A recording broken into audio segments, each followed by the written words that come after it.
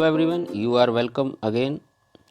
We are going to discuss another important topic, factors on which the resistance of a conductor depend.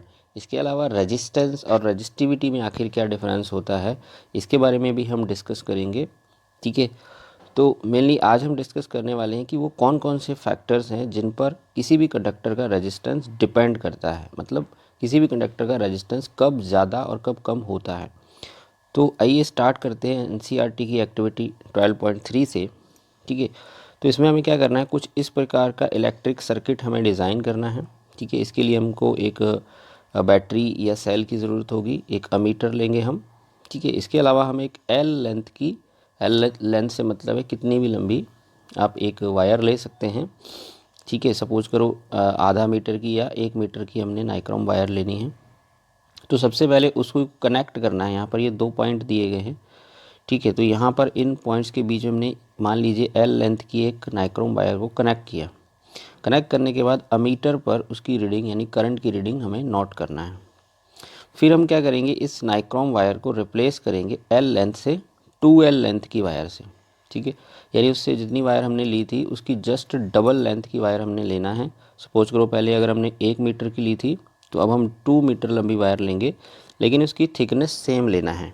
मतलब जितनी मोटी wire पहले ली थी उतनी ही मोटी वायर लेना है, उतनी ही थिक वायर लेना है. फिर उसको यहाँ पे लगा के देखेंगे तो फिर से हम देखेंगे जो अमीटर है उस पर जो रीडिंग है वो पहले की तुलना में आधी हो जाएगी. मीन्स अगर हम लेंथ को डबल करेंगे वायर की तो जो करंट होगा वो आधा हो जाएगा. ठीक है, जो करंट होगा वो क्या हो जाएगा, हाफ हो जाएगा. अब इसके पीछे की वजह क्या है तो वही हम आगे समझने वाले हैं. फिर हम क्या करेंगे, सेम लेंथ की जो पहले हमने एल लेंथ की वायर ली थी ना उतनी ही लंबी वायर लेना है, लेकिन इस बार हम क्या करेंगे, थिकनेस को बढ़ा देंगे. मतलब थोड़ी मोटी वायर लेंगे. ठीक है, तो मोटी वायर लेने से क्या होता है, उसका जो क्रॉस सेक्शन एरिया है वो बढ़ जाता है. अभी क्रॉस सेक्शन एरिया क्या है देखिए, तो ये जो बीच का ये जो एरिया है, जैसे एक सिलेंडर हो गया तो इस सिलेंडर का ये जो एरिया निकालेंगे हम, that is cross section area. ठीक है, तो अगर हम एक पतली वायर और एक मोटी वायर को कंपेयर करेंगे तो पतली वायर का क्रॉस सेक्शन एरिया कम होगा और मोटी वायर का क्रॉस सेक्शन एरिया ज़्यादा होगा. ओके, तो इसके बाद हम क्या करेंगे, एक जो ये जो नाइक्रोम की वायर जहाँ पे हमने ली थी उसको रिप्लेस कर देंगे एक कॉपर की वायर से. यानी इस बार हम मटेरियल चेंज करके देखेंगे. तो फिर से यहाँ पर हम करंट की रीडिंग को नोट करेंगे तो हम देखेंगे इस बार भी करंट जो है वो डिफरेंट आएगा. तो आइए इन सब के पीछे का रीज़न क्या है वो हम समझते हैं, आगे चलते हैं. तो देखिए हमने क्या किया, it is observed that the ammeter reading decreases to 1/2 when the length of wire double. मतलब जब हम वायर की लेंथ को डबल करते हैं करंट आधा होता है. इसके बारे में अपन ऑलरेडी बात कर चुके हैं. ठीक है, इसके अलावा अमीटर रीडिंग इज इंक्रीज्ड जब हम थिक वायर यूज़ करते हैं, जब हम मोटी वायर यूज़ करते हैं सेम मटेरियल की सेम लेंथ की. ठीक है, उस समय क्या होता है कि जो इलेक्ट्रिक करंट है वो इंक्रीज़ हो जाता है. ओके, तो जो चेंज देखने को मिलता है अमीटर की रीडिंग में जो वायर के अंदर, जब हम डिफरेंट डिफरेंट लेंथ की या different different cross section area की वायर्स को लगाते हैं.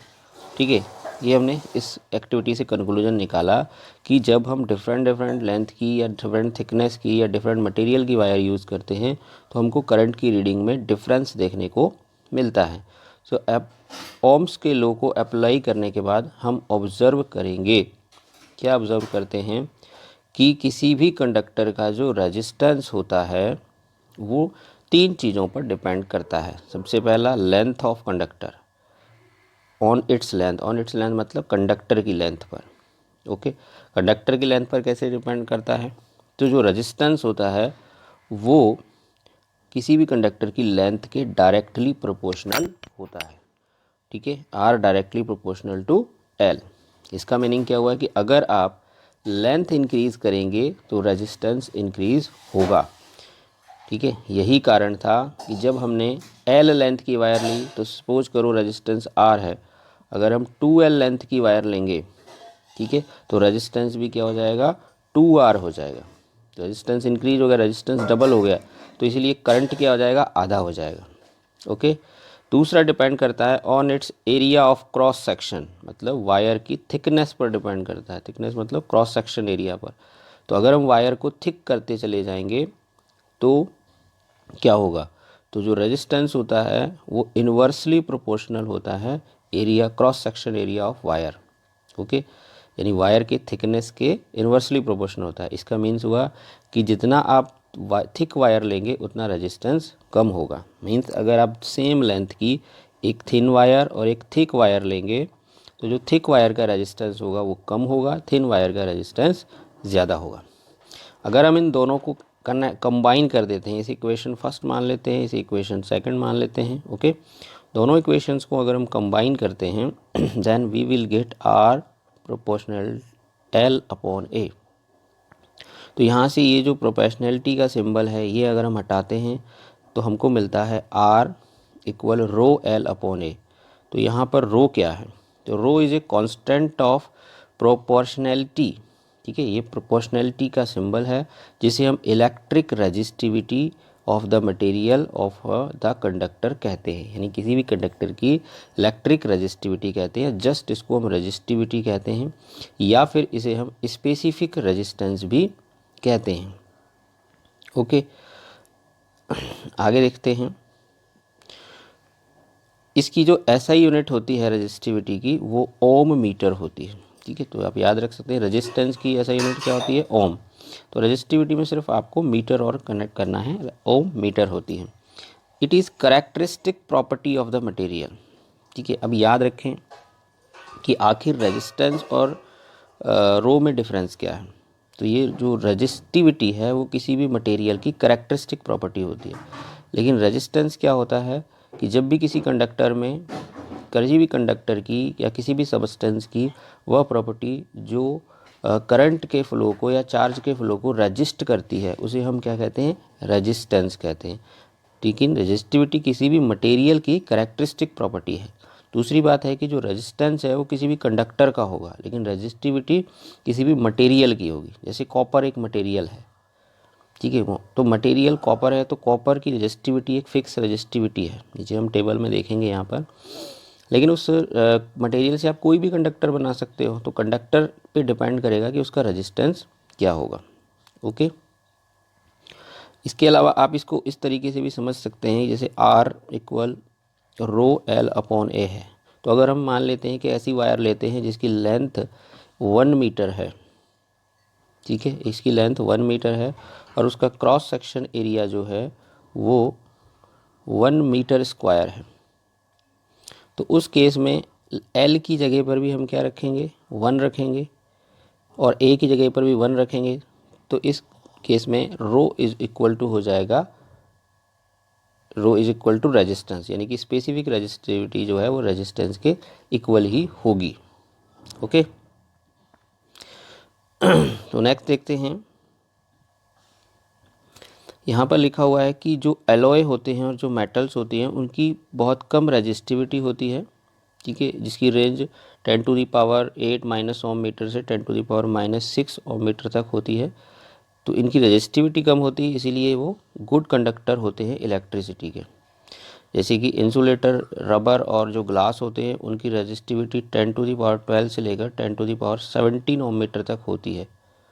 ठीक है, तो अलग अलग जो रेजिस्टेंस होते हैं या जो रेजिस्टिविटी होती है वो वेरी करती है टेम्परेचर पर, मतलब टेम्परेचर, अलग अलग टेम्परेचर पर रेजिस्टिविटी अलग अलग होती है मटेरियल्स की।